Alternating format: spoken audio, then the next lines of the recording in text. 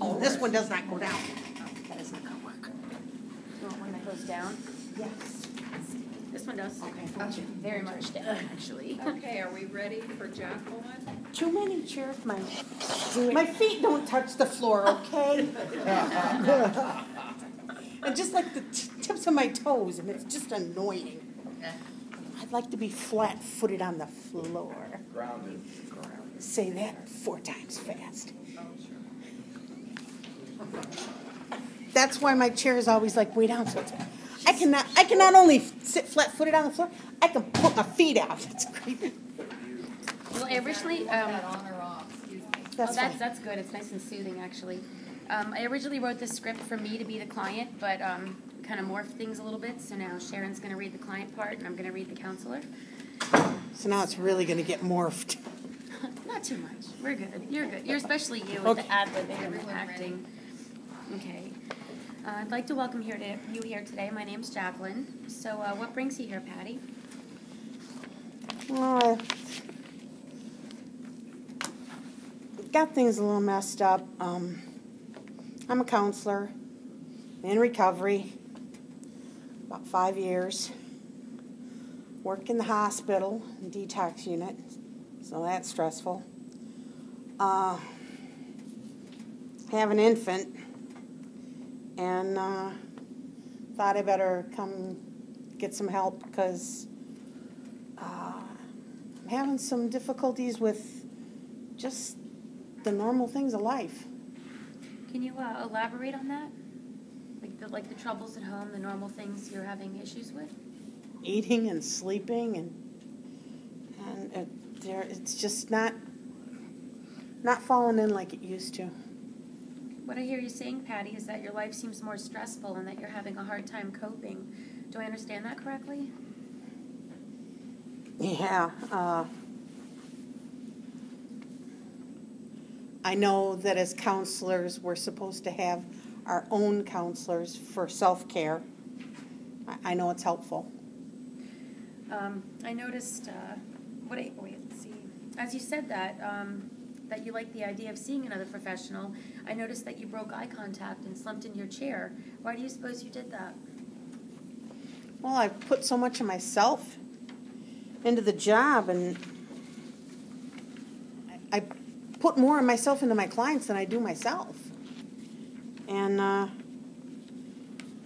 I'm just afraid I might not be cut out to be a counselor. And that means going back to school and finding another field and abandoning my clients. I see that you finding out that you may not be cut out to be a CDP is quite scary for you. Yeah. I spend so much of my time telling my clients to look for the relapse triggers, to be careful and to stay sober, and I've missed some of my own. Can you tell me what you mean by warning signs, in your opinion? Well, I don't handle stress very well, and used to be able to take that little magic pill and stress is gone, and that's taken away from me now. And last week I came home and the baby was sick and crying and puking and pooping and the whole nine. Yeah. Mm-hmm. Yeah, I wanted to call Mom and say, Xanax, please. What is it that stopped you from calling her? My clients. It's like I was once told, walk the walk, and how can I tell them if I can't listen to it myself? Let me ask you this, Patty. What would you tell a client right now if they came to you with these same feelings? What advice would you give them? Oh, jeez. Let's see. I would say start a wellness plan, do some journaling, do some meditating, talk to your sponsor. Yeah. I noticed you scoffed a little bit there. Why do you suppose you did that? Because it's easier to tell people what to do than do it yourself. I mean, and taking pills is easier, So You feel like you would- dealing with all of it's just difficult. It seems to me a little bit like you're asking for permission, that maybe you want to justify going back on anxiety medication. Yeah, that'd be nice. Well, you know, I tell you, Patty, I'm not going to be able to help you with that, but what we can do is take it one day at a time. Let me worry about the solution. For once, you spend your life helping others. It's not an easy thing to do. I'll be the first one to admit to you that I also have my own therapy each week.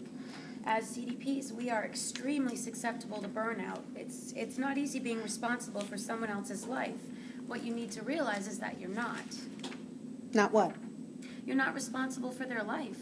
It's your job as their counselor to give them the tools that they need to fix their own lives. It sounds to me that you know this already. I feel that you're under an immense amount of stress, and you just need to implement a good wellness plan. The fact that you chose not to call your mother for that Xanax shows that strength. You could have easily chosen the easy way out, but you didn't. I think you're stronger than you feel right now. Well, that's true. You know, beating myself up for thinking about doing something rather than patting myself on the back for not doing it. I should be happier that I didn't than upset that I almost did.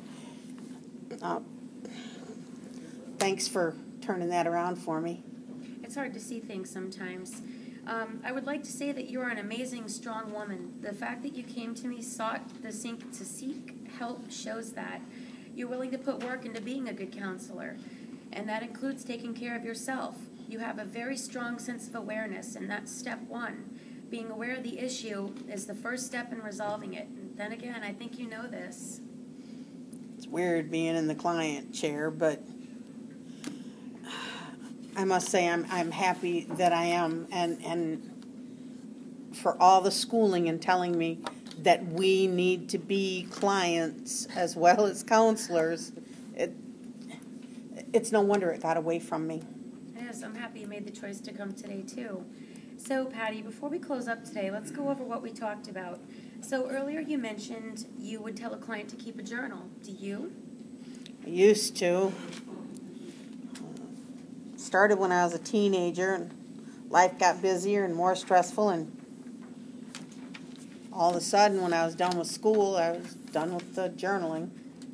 That's precisely when you should have written the most.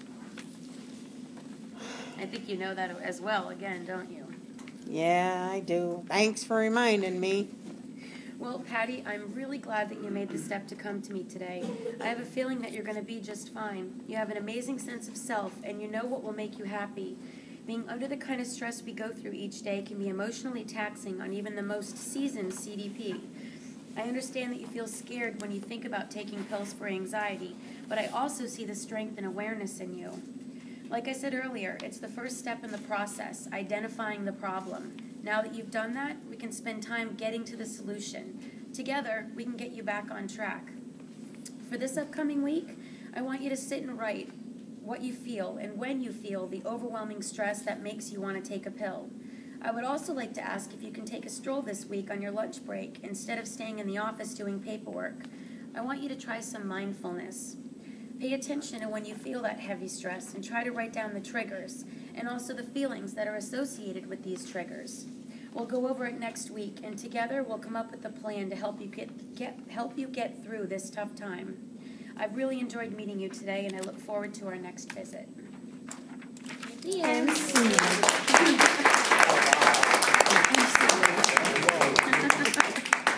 Well, that hit the nail on the head. Damn.